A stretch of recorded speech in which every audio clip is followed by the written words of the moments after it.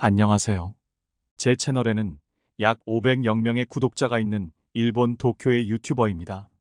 저는 세계 각국을 돌아다니면서 국가별 시민의식을 실험하는 영상을 주로 찍고 있어요. 그 중에서도 중국과 한국이 가장 놀라웠어요. 두 나라 모두 아시아에 위치하지만 두 나라의 공동체 의식은 완전히 상반되어 있습니다. 한국에 가면 기뻐하고 중국에 가면 불쾌함을 느낄 때의 차이가 큽니다. 이걸 편집해 영상 컨텐츠로 만들고 있죠. 특히 여성에 대한 각국의 시민의식을 테스트하는 데 주력을 두고 있어요. 여성이 위기에 처했을 때의 각국의 반응을 촬영하는 거죠. 이것으로 그 나라의 국민성을 적나라하게 보여주고 있어요. 이러한 영상은 늘 일본뿐만 아니라 해외 각국 네티즌의 호기심을 자극하였습니다. 각국의 흥미로우면서 자극적인 반응은 조회수를 올리기 좋아서 저는 평소에도 외신 기사나 뉴스, 유튜브 등을 많이 찾아봅니다. 그러던 중 제 이목을 끄는 영상 하나가 있었는데요. 중국 배우의 생리에 관한 논란 영상이었습니다. 안젤라 베이비라는 중국의 여배우가 중국의 유명 버라이어티 쇼인 킴러닝에 출연해서 겪은 곤욕에 대해 인터뷰하는 것이었는데 생리 때문에 방송 프로그램에 제대로 집중하지 못하여 중국 시민들에게 큰 비판을 받았더라고요. 중국 네티즌들의 비판이 너무 강해서 안젤라 베이비는 직접 중국의 웨이보 플랫폼을 통하여 버라이어티 촬영 당시의 상황을 해명하기도 했습니다. 안젤라 베이비가 말하길 생리 첫날이라 물에 들어가는 방송이 쉽지 않았다고 했지만 그에 대한 중국인들의 반발은 더욱 심하기만 했어요. 당신이 정말 생리 중이었는지 어떻게 알 수가 있죠? 그렇게 힘들었다면 왜 쇼에 출연한 거예요? 집에서 쉬지. 중국에서는 생리에 관련된 주제로 얘기하는 것을 꺼려하는 분위기라고 합니다. 궁금했어요. 다른 나라도 그런지 말이죠. 그래서 가장 먼저 찾아간 나라는 태국이었습니다. 제가 태국에서 시도했던 실험은 여성인 저 혼자 치마에 생리혈을 무니고 돌아다니는 것이었어요. 그 상태로 길을 잃은 관광객 행세를 했습니다. 그런 상황에서 오는 태국인의 반응은 최악이었습니다. 4명의 태국인 남성이 숙덕거리고 낄낄대며 제 뒤를 졸졸 쫓아오더라고요. 기분 나쁘게 숙덕거리기만 하더니 겨우 제게 사실을 알려주려고 말을 꺼는 건가 했는데 생리혈에 대해선 알려주지 않고 그저 외국인인 저를 성희롱할 뿐이었어요. 일본 야동에서 저 같은 여자를 많이 봤다면서 저를 신기해하면서 불쾌한 터치를 많이 하였습니다. 대체적으로 저를 가볍게 보고 함부로 해도 되는 여자 취급을 하였죠. 태국에서 지역을 바꿔가며 여러 차례 시도했었지만 결과물은 비슷했습니다. 태국에서의 불안전한 치안의 위협을 느낀 저는 다른 태국인들에게 따로 도움을 청하지도 못했고 당연하게도 아무런 도움조차 받지 못했습니다. 그때 태국인들 무리에 둘러싸여 위기 상황까지 내몰릴 뻔한 저를 구한 건 태국인이 아니라 유럽에서 관광 온 여행객이었어요. 그 뒤로 저는 태국 여행을 해보지 않았습니다. 기억에 남을 만큼 별로였기 때문이었죠. 저는 태국에서뿐만 아니라 같은 설정 상황을 국가별로 실험해 보았습니다. 이 주제에 관한 실험이 네티즌들의 반응을 제일 뜨겁게 달궜거든요. 다른 국가의 반응을 궁금해하는 사람들이 꽤 많았어요. 사실 대부분의 국가에서 여자의 생리 부분에 대해 소극적인 편이었습니다. 프랑스인들은 생리를 표현할 때 영국인이 쳐들어왔다 라고 하며 벨기에인이나 그리스인들은 러시아인들이 왔다 라고 합니다. 아프리카에선 피라는 것이 물결한 걸로 치부되어 여성이 생리를 하게 되면 굉장히 불결한 존재로 여긴다고 해요. 저희 일본에서는 공산당이 쳐들어왔다고 표현합니다.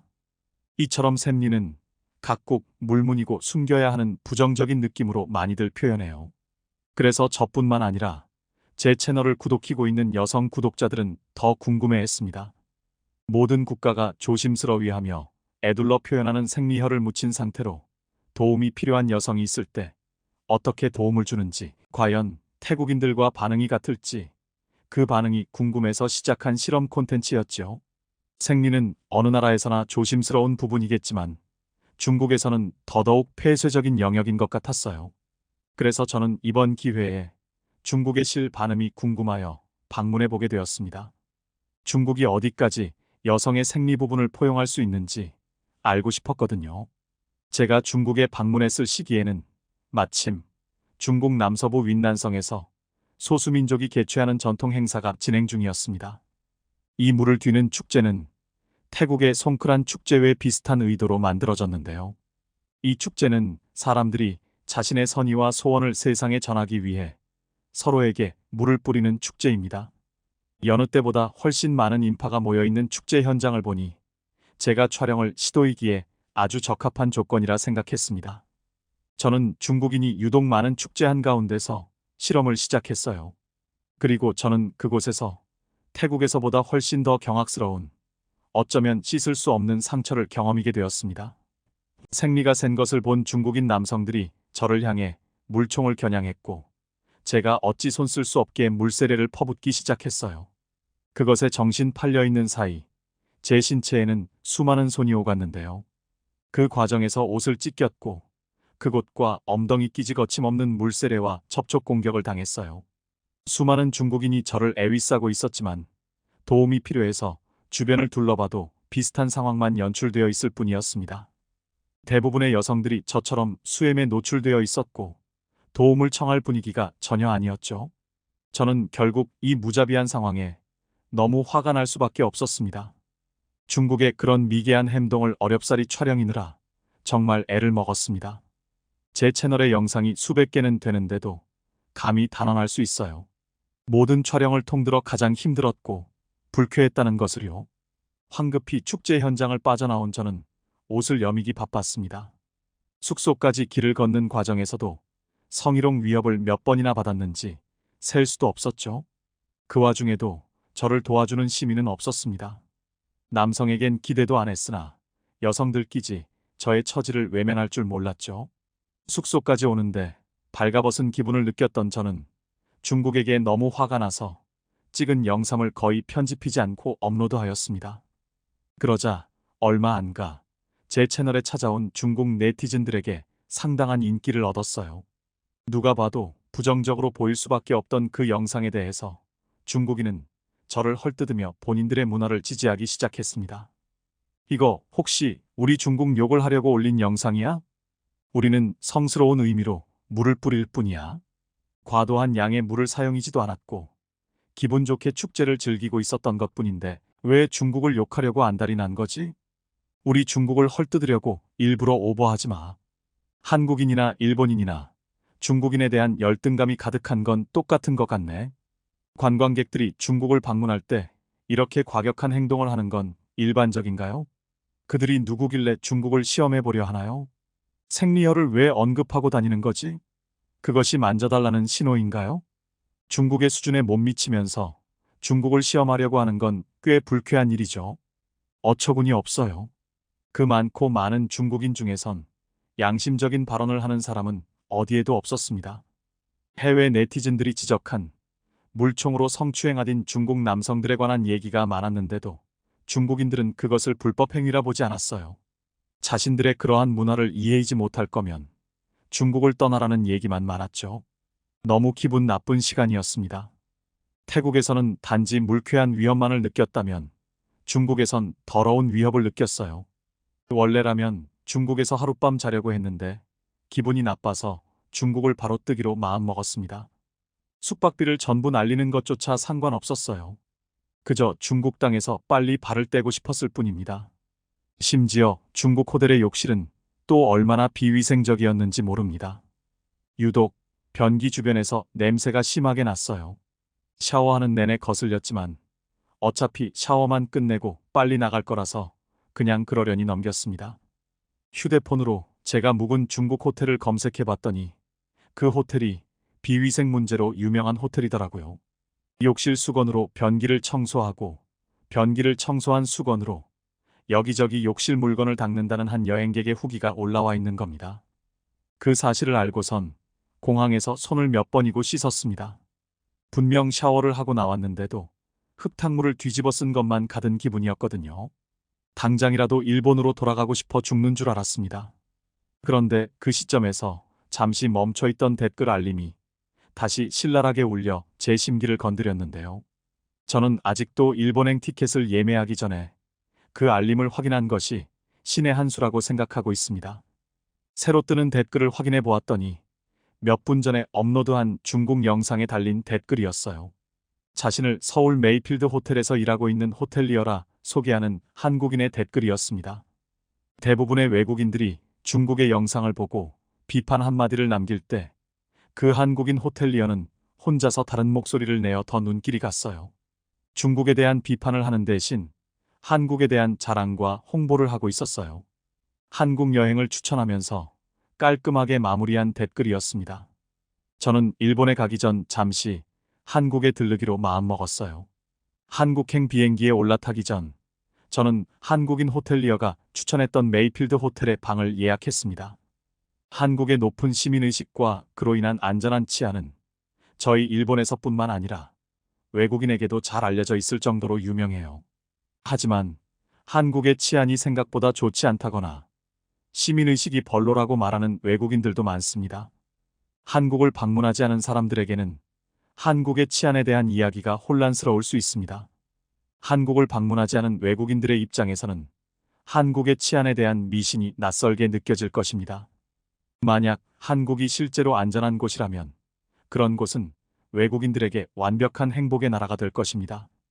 있을 수 없는 곳이란 것이죠. 최근에 유튜브를 보면 외국인들이 직접 한국을 방문하여 한국인들의 시민의 식을 실험해보는 영상을 많이 업로드합니다. 그러한 한국 영상은 늘 보장된 조회수와 성공률로도 입소문난 콘텐츠였어요. 그런 한국 영상이 올라올 때마다 저도 한 번씩 한국의 실체가 궁금하긴 했습니다. 허나 한국에 대한 부정적인 시각을 가지고 계신 저희 부모님의 반대 때문에 단 한 번도 한국을 여행해 본 적이 없던 저였죠. 부모님이 아시면 대노하실 일이고 즉흥적인 결정이었지만 이번 기회에 한국에 대한 경험을 할 수 있어 생각 외로 재미가 있을 것 같았어요. 소문이 소문이기만 해도 콘텐츠를 재밌게 뽑을 수 있을 것 같았고 소문이 사실이라면 더더욱 제 채널의 인기 영상이 될 것만 같았죠. 우선 구글 검색으로만 보았을 때 한국에 대해서는 칭찬밖에 없었습니다. 마치 한국 정부가 네티즌을 사들여 억지로 호감 이미지를 만들어 놓은 것처럼 부정적인 견해가 극소수였죠. 저는 방송을 희는 사람이기 때문에 사실 검색 정보는 그렇게 믿지 않습니다. 그래서 실제로 보기 전까지 한국에 대한 미담을 믿지 않았죠. 부모님이 한국은 일본에 비하면 한참 후진국이라고 어릴 때부터 말씀하셨거든요. 아무리 다른 나라를 가더라도 한국만은 가지 말라고 하셨어요. 괜히 갔다가 반일 감정과 일본에 대한 열등감을 가진 한국인들에게 범죄를 당할 거라고 말이죠. 하지만 인천국제공항에 도착히고 제 마음은 벌써부터 흔들렸습니다. 베이징 공항과 공기 자체가 달랐거든요. 오감으로 느껴지는 청결함에 저는 벌써 중국에서의 불쾌한 기분을 떨쳐낸 것만 같았습니다. 저는 기대감이 조금 오른 채로 곧장 메이필드 호텔을 찾아갔어요. 솔직히 공항을 벗어나자마자 다시 걱정되더라고요. 한국은 비영어권 나라잖아요. 왠지 다른 나라보다 소통적인 부분에서 몇 배는 더 힘들 수도 있을 것 같더라고요. 그럼에도 제가 호텔 끼지기를 찾아가는 동안 단 한 번도 곤란함을 겪지 않았던 건 지금 생각해도 감동인데요. 특히 버스와 지하철을 이용하는데 매우 편리했습니다. 지하철에서는 외국인들이 쉽게 이용할 수 있도록 영어, 중국어, 일본어 등이 안내판에 함께 표시되어 있었고 내리는 방향과 출구가 명확히 표시되어 있어서 편리했습니다. 솔직히 남의 나라에서 대중교통을 사용하는데 이렇게나 편리하기는 어려운 법이거든요. 당연히 해외여행을 가면 남의 나라의 시스템과 인프라가 익숙하지 않아서 불편하기 마련이잖아요. 그런데 모국도 아닌 한국에서 대중교통의 편리함을 이토록 느낄 줄은 상상도 못했어요. 과장이 아니라 대중교통만으로 한국에서 미래 도시의 모습을 엿봤습니다. 그렇게 길 한번 헤매지 않고 도착한 메이필드 호텔은 사진으로 보았던 것보다 훨씬 아름다운 건축물이었습니다. 한국풍과 유럽풍이 적절하게 조화되어 있어 그 모습을 영상으로 안 남길 수가 없었죠. 그러나 솔직히 외관이 예뻤던 건 제가 몇 시간 전에 묵었던 유명한 중국 호텔도 마찬가지였습니다. 그래서 밤을 안내받아 입실할 때 끼지는 경계심을 잃지 않았어요. 중국에서처럼 객실 안에서 불쾌한 냄새나 불길한 흔적이 있을까봐 입실하자마자 방안을 낱낱이 살피고 점검했습니다. 그런데 먼지 한 놀 있는 것이 용할 만큼 청결했고 쾌적함까지 느껴지더군요. 뭐든지 좁고 작은 일본 호텔과 다르게 쾌적하고 넓으면서 훨씬 저렴한 한국 호텔의 인프라에 부모님이 말한 후진국 한국은 또 다른 나라인 걸기 라는 생각도 들었어요. 덕분에 저는 마음 놓고 기분 좋게 샤워할 수 있었습니다. 깨끗한 곳에서 씻고 나오니 중국이나 태국처럼 물 축제를 하지 않아도 스스로 성스러워진 기분이었죠. 저는 가벼운 마음으로 외출해 유튜브 촬영을 위해서 사람이 많은 서울 거리를 찾아 나섰습니다. 그러던 중 서울에서도 서울 페스타라는 축제가 진행 중인 곳이 있다고 해서 그곳을 찾았어요. 그런데 막상 장소에 도착하니 한국인들의 표정이 전부 무감해 보여 겉으로 보기엔 도움을 줄 것 같은 다정함이 느껴지지 않는 겁니다. 길을 찾을 때도 그렇고 호텔에서도 한국인의 친절함은 이미 겪은 상태이긴 하나 아는 체 하는 것만으로도 수치일지 모를 생리 부분에서도 과연 한국인들이 친절하게 반응해 줄까? 그것은 의문이었어요. 그럼에도 이왕 한국에 온 김에 중국에서처럼 생리혈을 문이고 몰래카메라를 시도했습니다. 그리고 저는 그곳에서 중국 못지않게 경악스러운 경험을 하게 되었습니다. 몰래카메라를 시작한 지 1분도 안 돼요. 한국인 여성 2명이 제게 다가왔는데요. 저를 조심스럽게 톡톡 건들더라고요. 그리고 영어로 말하거나 핸드폰 번역 어플로 말을 걸어왔어요. 저기요. 모르시는 것 같아서 말씀드리는데 뒤에 생리가 샜어요. 제 옷인데 일단 이걸로 가리는 게 좋겠어요. 생리대는 있으세요? 그녀들은 생리를 표현하는 데에 전혀 민망해하는 눈치가 아니었어요. 오히려 제가 창피할지도 모를 상황을 줄여주려는 듯 외벽이 있는 곳으로 데려가 주기도 했습니다. 그 선의만으로도 충분히 놀랐는데 제게 옷을 빌려주는 것으로 그치지 않고 생리대까지 빌려주었습니다. 그리고는 주변의 공중 화장실까지 데려가 주어 길을 헤매지 않게 해주는 친절함을 보였습니다. 그녀들의 도움으로 친구에게 도움을 받는 기분이었습니다. 헤어지기 전에도 상냥한 그녀들은 저에게 갈아입을 옷이 필요한지 물었고 자신의 옷을 흔쾌히 나눠주려 했습니다. 그때 저는 몰래카메라가 있었음을 밝혔습니다. 여기시 제가 살짝 걱정했던 부분은 지난달 프랑스 촬영에서 자신의 선의가 헛수고였다고 화를 내는 프랑스인이 있었거든요. 한국인들도 워낙 진심을 다해 저를 걱정하며 도와줬기 때문에 실험 자체에 충분히 분노할 수 있다고 생각했어요. 그러나 그 한국인 여성들은 끝까지 제게 놀라움을 보여주었습니다. 몰래카메라라고요? 그렇다면 정말이지 다행이에요. 진짜였으면 정말 곤란했을 텐데 생리를 실수하게 되면 그날 하루는 다 망치는 거나 마찬가지거든요. 한국 여행이 나쁜 기억으로 남게 될까봐 걱정했는데 정말 다행입니다. 오히려 그녀들의 순수한 반응에 몰래카메라를 진행한 제가 더 미안했습니다. 각국에서 다양한 몰래카메라를 진행했지만 이 정도의 감동을 받은 건 한국에서가 처음이었어요. 저는 자리를 조금 옮겨가며 같은 몰래카메라를 몇 번 더 진행했습니다. 정말 신기하게도 한국인들은 남녀 불문하고 저의 곤경을 망설임 없이 도와주더군요. 특히 남성에게서 그렇게나 많은 도움을 받아본 것은 살면서 가장 이례적인 일이었습니다. 한국 남성들은 어쩔 줄 몰라 하는 기색을 드러내면서도 어떻게 해서든 제 처지를 해결해 주려고 나섰습니다. 저기요, 잠깐만 여기서 기다리고 계실래요? 엉덩이를 벽에다 붙이고 계실 수 있겠어요? 분명 생리를 민망해하는 것 같았지만 이러한 실수를 수치스러운 것으로 여기지 않았고 편의점에서 손수 생리대를 사다주는 친절까지 보였어요. 이 정도의 친절은 영국 남자들에게서도 받아본 적이 없어서 더 놀랐습니다. 어떤 아줌마들은 저를 딸 보듯 대하면서 챙겨주기도 하셨는데요. 밥을 먹었냐고 물어보더니 저를 데리고 근처 빵집에 데려가 빵을 사주더라고요. 이처럼 독특한 경험은 한 번이 아니었어요.